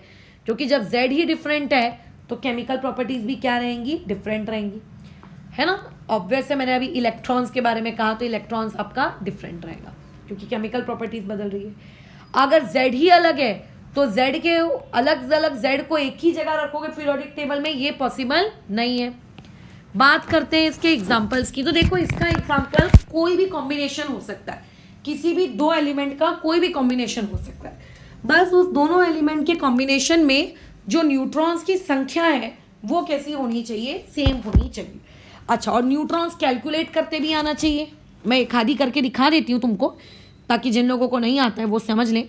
जैसे कि 3Li7 ये ऐसा लिखा है, 4Be8 ऐसा लिखा है। तो देखो अभी यहाँ पर इस चीज़ को देखकर तुम्हें लगेगा अरे यार ये तो ना तो आइसोटोप है ना तो ये आइसोबार है। फिर तो यहाँ पे देखिए ये 3 किस चीज़ को इंडिकेट करता है, एटॉमिक नंबर को। यानी कि मेरे पास प्रोटॉन की वैल्यू है 3, एटॉमिक नंबर मतलब प्रोटॉन, कभी भी एटॉमिक नंबर को इलेक्ट्रॉन मत बोलना, ठीक है। ऊपर में जो 7 लिखा है ये किस चीज़ को इंडिकेट करता है, ये इंडिकेट करता है प्रोटॉन प्लस न्यूट्रॉन को, क्योंकि ये मास होता है ना। तो ये वैल्यू कितनी दी है, 7, तो प्रोटॉन की वैल्यू दी है 3 और प्रोटॉन प्लस न्यूट्रॉन की वैल्यू दी है 7, तो बेसिकली न्यूट्रॉन की वैल्यू कितनी आ गई यहाँ से, 4। सेम यही आर्ग्यूमेंट अगर मैं बाजू में करूंगी तो यहाँ से भी न्यूट्रॉन की वैल्यू कितनी आ गई, 4। तो ऐसे केस जिसमें न्यूट्रॉन सेम होते हैं उनको बेसिकली हम लोग क्या कहते हैं, उनको हम लोग आइसोटोन्स कहते हैं, ठीक है। अच्छा, डन। अब देखो इसमें पता है मेरे को सबसे ज़्यादा क्या पसंद है, मुझको पर्सनली आइसोस्टर्स बड़े पसंद आते हैं। क्यों मुझे आइसोस्टर्स बड़े पसंद है? क्योंकि पता है क्या, इन लोगों में ज़्यादा कुछ है ही नहीं करने के लिए। मैं एग्जाम्पल्स के वाया देखो तुमको समझाती हूँ। एक एग्जाम्पल आपको दिया हुआ है N2 एंड CO, ये एक दूसरे के आइसोस्टर्स हैं। एक एग्जाम्पल आपको दिया है HCl एंड F2, ये एक दूसरे के आइसोस्टर्स हैं। एक एग्जाम्पल आपको दिया है CaO एंड NaCl, ठीक है, ये आप लोगों के क्या नहीं, नो नॉट NaCl सॉरी, या MgS, ये आपको दिया, ये एक दूसरे के आइसोस्टर्स हैं। तो मैडम आप इन्हें आइसोस्टर्स बोल कैसे रहे हो? मैं बताती हूँ कैसे बोल रही हूँ। देखो N2 में कितने एटम्स हैं? 2 एटम्स हैं, एक दोनों नाइट्रोजन के। CO में कितने एटम्स हैं? 2 एटम्स हैं, एक कार्बन का एक ऑक्सीजन का। इसीलिए इनको आइसोस्टर्स का, कि टोटल एटम्स इनके कैसे आने चाहिए? सेम आने चाहिए। क्या सिर्फ टोटल एटम सेम आ गए तो क्या उनको आइसोस्टर्स कहेंगे? नहीं नहीं, टोटल इलेक्ट्रॉन्स भी सेम आने चाहिए। N2 में कितने इलेक्ट्रॉन्स होते हैं? N2 में होते हैं 28 इलेक्ट्रॉन्स। कार्बन के पास कितने होते हैं? 12 इलेक्ट्रॉन। और ऑक्सीजन के पास 16 इलेक्ट्रॉन। तो बेसिकली उसके पास भी तो देखो टोटल 28 आए ना। फिर तो यानी कि अगर नंबर ऑफ इलेक्ट्रॉन्स, ठीक है, एंड नंबर ऑफ एटम्स, अगर ये दोनों के दोनों सेम आ जाए पेयर में, तो उस पर्टिकुलर ग्रुप को हम लोग बेसिकली क्या कहते हैं? आइसोस्टर्स कहते हैं। कई लोगों को कंफ्यूजन होता है आइसोस्टर्स में, उनको आइसोस्टर्स कहते हैं। आप चेक कर लीजिए, देखिए कैल्शियम के पास कितने इलेक्ट्रॉन्स होते हैं? कैल्शियम के पास इलेक्ट्रॉन कितने होते हैं? 20।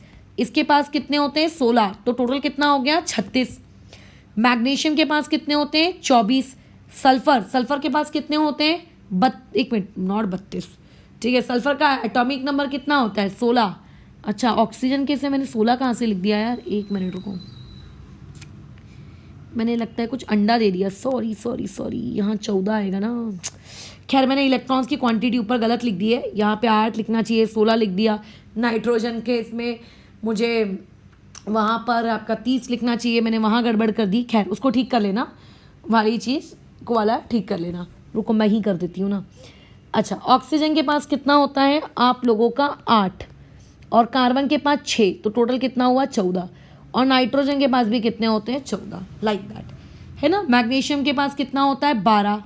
सल्फर के पास कितना होता है? 16। टोटल कितना हुआ? 28। कैल्शियम के पास कितना होता है? 20। ऑक्सीजन के पास कितना होता है? 8। टोटल कितना हुआ? 28। फिर नंबर ऑफ इलेक्ट्रॉन सेम है।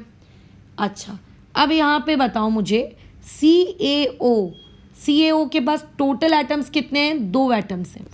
MgS, इसके पास टोटल एटम्स कितने हैं? ये भी आप लोगों के 2 हैं, बराबर।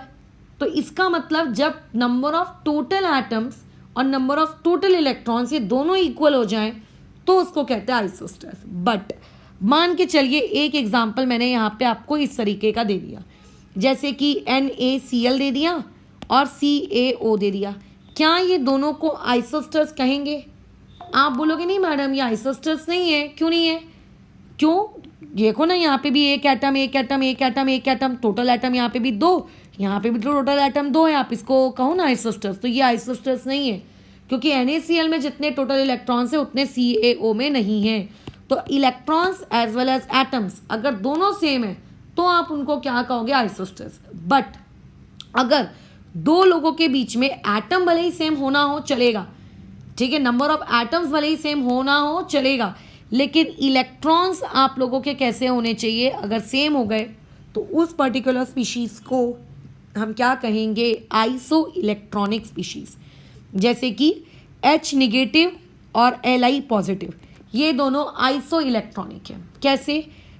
हाइड्रोजन के पास पहले से एक इलेक्ट्रॉन होता है, -1, यानी कि टोटल 2 इलेक्ट्रॉन आ गए। लिथियम के बाद 3 इलेक्ट्रॉन होते हैं, एक चला गया, 2 हो गए। समझ लो, इसको आइसो इलेक्ट्रॉनिक कहते हैं।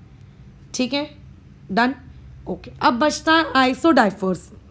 अब आइसोडाइफर्स भाई ये किस भला का नाम है? थोड़ा सा ये अजीब है।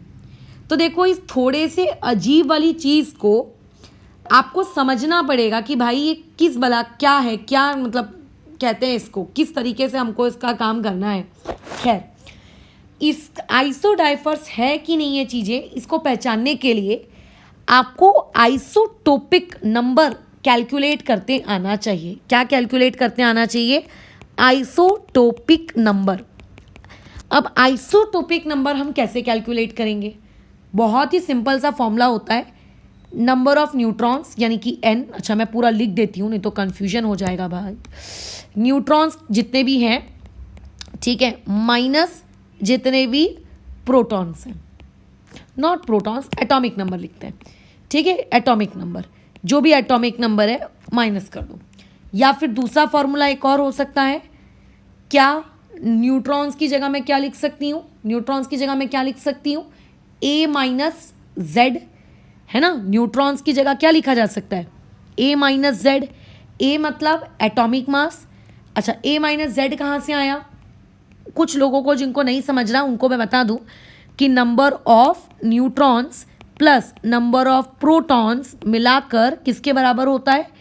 एटॉमिक मास के बराबर होता है। न्यूट्रॉन्स को n कह रही हूँ, number of protons he basically क्या होते हैं हमारे? Number of protons he basically हमारे क्या होते हैं? Atomic number. इसको z कहूँगी, एटॉमिक मास को a कहूँगी, तो यहाँ से n की वैल्यू क्या आएगी? a minus Z. समझ गए? अच्छा एटॉमिक नंबर को क्या कहते हैं आप लोग? एटॉमिक नंबर को z। तो यहाँ से एक फॉर्मूला और आ गया, a minus 2 times of z। यानी कि एक फॉर्मूला और क्या आ गया कि जो भी एटॉमिक मास है उसमें से माइनस कर दो 2 टाइम्स ऑफ एटॉमिक नंबर, तो जो आंसर आएगा उसको हम लोग कहेंगे आइसोटोपिक नंबर। अगर आपके पास आइसोटोपिक नंबर दो लोगों के सेम आ रहे हैं, जो 2 एटम्स हैं या 3 एटम्स हैं या 4 एटम्स हैं, जो भी है, अगर उनके आइसोटोपिक नंबर कैसे आ रहे हैं? सेम आ रहे हैं, तो आप उनको कहोगे आइसोडाइफर्स। उन्हें क्या कहोगे? आइसोडाइफर्स। एक एग्जाम्पल देख लेते हैं इसका, जैसे 19K39 और 9F19। चलो आइसोटोपिक नंबर निकालो, फटफट बोलो क्या हो जाएगा?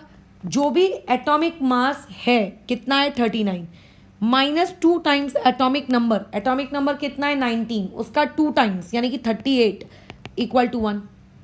यहाँ पे भी जो भी इसका एटॉमिक मास है माइनस 2 टाइम्स उसका एटॉमिक नंबर यानी कि 18, that is basically equal to आपका इतना। तो देखो ये दोनों का सेम आ गया, तो ये दोनों क्या कहलाएंगे? आइसोडाइफर्स कहलाएंगे।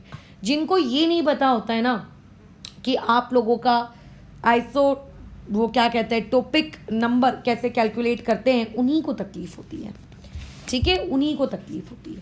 खैर ये तो अभी पूरी बातचीत मैंने की किसके बारे में? आप लोगों के इंट्रोडक्शन के बारे में।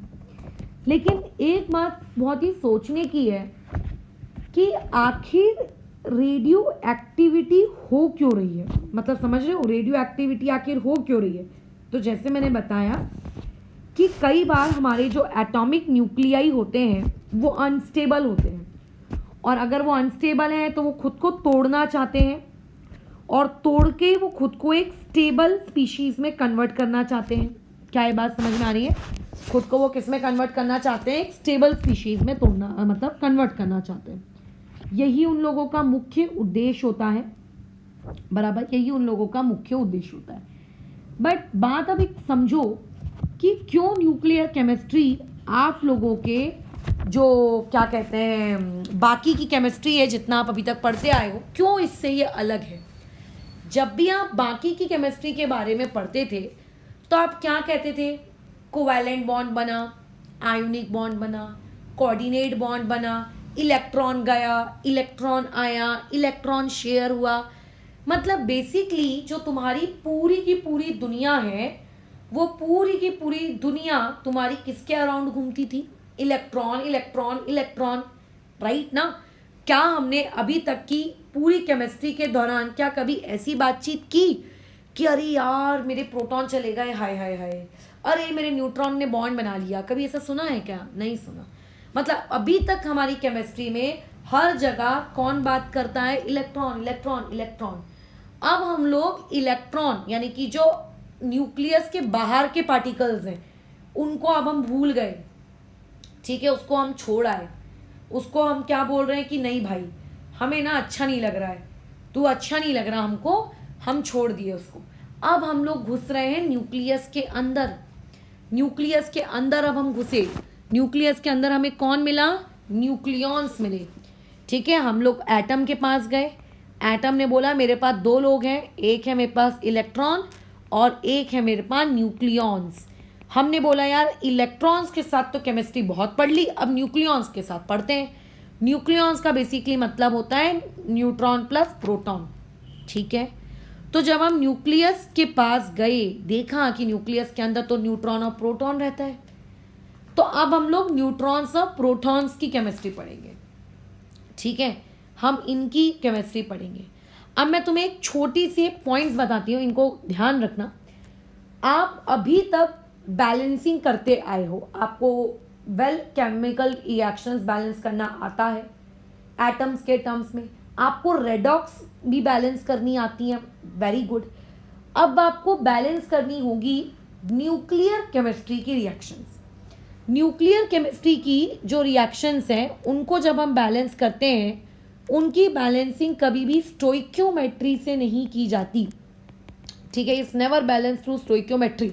कोशिश भी मत करना स्टोइक्योमेट्री के थ्रू बैलेंस करने की बराबर, क्योंकि न्यूक्लियर केमिस्ट्री में क्या होता है, रिएक्टेंट में कुछ और रहता है और प्रोडक्ट में कुछ और बन जाता है। फिर is not balance through stoichiometry, stoichiometry से ये बैलेंस नहीं होता। दूसरी चीज, अगर इनको स्टोइक्योमेट्री से आप बैलेंस नहीं करेंगे मैडम, तो फिर आप कैसे करेंगे बताओ, तो सोचो। तो फिर हम इनको बैलेंस करने के लिए क्या करें क्या करें क्या करें। तो अब इनकी जो बैलेंसिंग होती है ना, बहुत ही सिंपल चीज है, पता है क्या, रिएक्टेंट में, ठीक है, रिएक्टेंट में जितने भी आपको पार्टिकल्स दिख रहे हैं या फिर जितने भी आपको रिएक्टेंट दिख रहे हैं, समेशन ऑफ किसका समेशन, जेड का, जेड का समेशन, रिएक्टेंट के में जितने भी आपको स्पीशीज दिख रही हैं उनके सारे जेड का समेशन, जेड मतलब एटॉमिक नंबर का समेशन, बराबर होना चाहिए किसके, प्रोडक्ट के एटॉमिक नंबर के समेशन के। आपको रिएक्टेंट में जितने भी एटॉमिक मासेस दिख रहे हैं उन सारे एटॉमिक मासेस का समेशन इक्वल होना चाहिए प्रोडक्ट में आपको जितने भी एटॉमिक मासेस दिख रहे हैं उनके समेशन के। ये लॉजिक होता है यहाँ पे बैलेंसिंग का। यहाँ पे बैलेंसिंग जो होती है एटॉमिक नंबर और एटॉमिक, ठीक है, किसके अकॉर्डिंग होती है, मास के एटॉमिक अकॉर्डिंग होती है, कि लेफ्ट में कितना एटॉमिक नंबर है, राइट में भी उतना ही होना चाहिए टोटल उसका। ये होता है यहाँ पे बैलेंसिंग का लॉजिक, और इसी लॉजिक के अकॉर्डिंग हम लोग अभी आगे क्वेश्चंस भी खैर बनाएंगे। ठीक है, ये एक पॉइंट। अच्छा, अब मैं वापस से आ जाती हूँ थोड़े मेरे न्यूक्लियस की दुनिया में। मैं एक्चुअली नहीं चाहती हूँ कि कल मैं तुमको थोड़ा प्रवचन दूँ, इसलिए आज मेरे को जितना प्रवचन देना है मैं थोड़ा प्रवचन आज ही दे देती हूँ। प्रवचन मेरा ये है, हम तो ये बहुत अच्छे से जानते हैं कि एटम्स आर स्टेबल। हमने 10th तक घोट घोट के इस चीज़ को पढ़ा है, पिया है कि electrons are positive in charge, sorry electrons are negatively charge, protons are positively charge and they are equal in number, hence atom is electrically neutral, hence atom is stable। कई बार पढ़ चुके हो। but the question is why nucleus is stable। आखिर भाई nucleus की stability के पीछे क्या राज है। मतलब तुम ये सोचो, अगर आप एक जगह पर दो लोगों को भी बैठाओगे, दो लोगों को जो अलग अलग है, फॉर एग्जाम्पल एक कमरे में मैं रह रही हूँ और लाइट से एक कमरे में एक दूसरी लड़की रह रही है, तो क्या होगा, झगड़ा होना लाजमी है, बिकॉज डिफरेंस इन नेचर। तो ऐसे में अभी आपने न्यूक्लियस के अंदर में क्या करके रखा है, आप लोगों ने न्यूट्रॉन्स को और प्रोटॉन्स को आपने भर दिया है। अगर न्यूक्लियस के अंदर सिर्फ प्रोटॉन्स होते तो कोई दिक्कत नहीं है, प्रोटॉन प्रोटॉन प्रोटॉन, सारे प्रोटॉन एक जैसे हैं, आपस में उनकी मस्त बनती है, खुशी खुशी रह रहे हैं वो भी और बाजू वाले भी। अगर आपने सारे के सारे लेट्स से न्यूट्रॉन्स भर दिए तो भी कोई दिक्कत नहीं है। लेकिन अब आपके न्यूक्लियस के अंदर में न्यूट्रॉन्स प्लस प्रोटॉन्स रह रहे हैं, क्या उन दोनों के बीच में कोई झगड़ा वगड़ा नहीं होता होगा? कभी सोचे, अरे ये लोग झगड़ नहीं रहे, इनके बीच में ढिशुम ढिशुम नहीं हो रही? नहीं हो रही, क्योंकि न्यूक्लियस तो स्टेबल है, ये तो हम जानते हैं। हाँ, कुछ ऐसे एटम्स हैं जिनके न्यूक्लियस अनस्टेबल होते हैं, उसी के लिए बेसिकली हम एक चैप्टर पढ़ रहे हैं। But why nucleus is stable, क्यों उसके अंदर न्यूट्रॉन और आपके प्रोटॉन खुशी खुशी रह रहे हैं? तो देखो, इसको लेकर बहुत सारी अलग अलग थियरीज हैं, हम लोगों को वो सारी थियरीज नहीं पढ़नी है। मैं सिर्फ शॉर्ट में कुछ की पॉइंट्स बता रही हूँ, बस उन्हीं की पॉइंट्स को आपको ध्यान में रखना है। कई लोगों को ऐसा लगता है कि मैडम न्यूक्लियस के अंदर में जो न्यूट्रॉन है और जो प्रोटॉन है उनके बीच में इलेक्ट्रोस्टैटिक फोर्स होगा। कई लोग ऐसा भी कह सकते हैं इलेक्ट्रोस्टैटिक फोर्स। तो पहले तो उन लोगों के जवाब हम देते हैं कि भाई वहाँ इलेक्ट्रोस्टैटिक फोर्स पॉसिबल नहीं है, क्योंकि इलेक्ट्रोस्टैटिक फोर्स लगता है बिटवीन चार्ज्ड पार्टिकल्स, ठीक है। और आपका जो प्रोटॉन है वो तो चार्ज है definitely, no doubt positive charge है उसके ऊपर, बट जो न्यूट्रॉन है उसके ऊपर तो कोई चार्ज ही नहीं है। तो इलेक्ट्रोस्टैटिक फोर्स के वाया, ठीक है, वो स्टेबल रहे होंगे ऐसा सोचना भी मत। अच्छा, नेक्स्ट पॉइंट और क्या कोई एक इंसान सोच सकता है? एक इंसान वो ये सोच सकता है कि ज़रूर उन दो लोगों के बीच में ग्रेविटेशनल फोर्स लग रहा होगा। वो ये भी सोच सकता है कि ग्रेविटेशनल फोर्स एक्ट कर रहा होगा, क्योंकि ऑलमोस्ट हर चीज़ जिसके पास मास होता है उस पर ग्रेविटेशनल फोर्स एक्ट करता है। बट तुम तो जानते हो कि एटम्स के बीच में जब ग्रेविटेशनल फोर्स की वैल्यू बहुत कम हो जाती है, जब हम एटम्स की बात करते हैं, तो अभी बात तो एटम्स के अंदर रहने वाले प्रोटॉन्स एंड न्यूट्रॉन्स की हो रही है।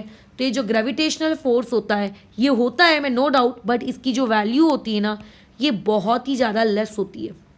इतनी लेस कि आप ये नहीं कह सकते कि सिर्फ इस ग्रेविटेशनल फोर्स की वजह से आप लोगों का जो न्यूक्लियस है वो स्टेबल है। फिर आखिर रीज़न क्या है? तो एक्चुअली में एक और फोर्स डिज़ाइन की गई है जिसका नाम है न्यूक्लियर फोर्स। ये वो फोर्स है जिसकी वजह से, ठीक है, जिसकी वजह से एक्चुअली में आप लोगों का न्यूक्लियस बोलो क्या रहता है, आप लोगों का स्टेबल रहता है। खैर, मैं न्यूक्लियर फोर्स के बारे में नहीं जा रही हूँ, ठीक है, बट मैं एक थ्योरी के बारे में आपको बता रही हूँ। एक साइंटिस्ट थे, आई थिंक जापानीज थे जहाँ तक मुझे याद आ रहा है, उनकी एक थ्योरी है। वो ये कहते हैं कि अच्छा, और ये तुम ऐसे लगे कि नहीं मैडम ये थ्योरी तो झूठ भी हो सकती है ना, तो नहीं यार, ये थ्योरी आप लोगों की कैसी है, सच्ची थ्योरी है। सच्ची इन द सेंस इसके बेसिस पे बहुत सारे हम लोगों के जो क्या कहते हैं क्या हर्डल्स सॉल्व हुए हैं। तो थ्योरी पता है क्या कहती है? वो थ्योरी ये कहती है कि जो न्यूट्रॉन्स होते हैं ना वो किस में कन्वर्ट हो जाते हैं? प्रोटॉन्स में, और प्रोटॉन्स कन्वर्ट हो जाते हैं न्यूट्रॉन्स में। ये वो कहती थ्योरी। मतलब हर सेकंड न्यूट्रॉन प्रोटॉन में बदल रहा है, प्रोटॉन न्यूट्रॉन में बदल रहा है, न्यूट्रॉन प्रोटॉन में। मतलब आप कभी ये नहीं कह पाओगे कि किसी एक पे पॉजिटिव है, कोई दूसरा हमेशा न्यूट्रल है। हमेशा किसी ना किसी पे पॉजिटिव आ रहा है और हमेशा वो अपना पॉजिटिव के साथ बाहर वाले इलेक्ट्रॉन्स के साथ इलेक्ट्रोस्टैटिक फोर्स के साथ जुड़ा है, जिसकी वजह से स्टेबल है। फिर उसके बाद वापस से न्यूट्रल आ रहा है और जिसके पास न्यूट्रल था वो पॉजिटिव हो जा रहा है और वो बाजू वाले के इलेक्ट्रोस्टैटिक फोर्स के साथ क्या है, स्टेबल है। ये एक थ्योरी है बस। और भी बहुत सारे रीजंस हो सकते हैं न्यूक्लियस की स्टेबिलिटी के, बट वो हमारा टॉपिक ऑफ डिस्कशन नहीं है। हम लोगों का टॉपिक ऑफ डिस्कशन जो रहेगा हम लोग से उसके पे ही स्ट्रिक्ट रहेंगे। तो कल की क्लास बहुत ज़्यादा ज़रूरी रहेगी। कल की क्लास में हम लोग न्यूक्लियस की स्टेबिलिटी के बारे में ही बातचीत करेंगे। हम इस बारे में बातचीत करेंगे कि कितने प्रकार से एमिशन होते हैं और उन एमिशंस के अलग अलग हम लोग क्या करने वाले हैं, आपने बहुत सारे रूल्स और क्वेश्चंस प्रैक्टिस करेंगे। उसके अलावा एक मैजिक नंबर नामक एक छोटा सा टॉपिक है। जैसे मैंने कहा ना, न्यूक्लियर स्टेबिलिटी के बहुत सारे टर्म्स है जो न्यूक्लियर स्टेबिलिटी को समझाते हैं, लेकिन हम सब में नहीं घुसेंगे। तो कुछ उसमें से एक है मैजिक नंबर, वो मैजिक नंबर वाले टॉपिक में हम जाएंगे। तो ये सारा बेसिकली हमारा कल का क्लास है। यही आपका सबसे इम्पॉर्टेंट पार्ट है कल का।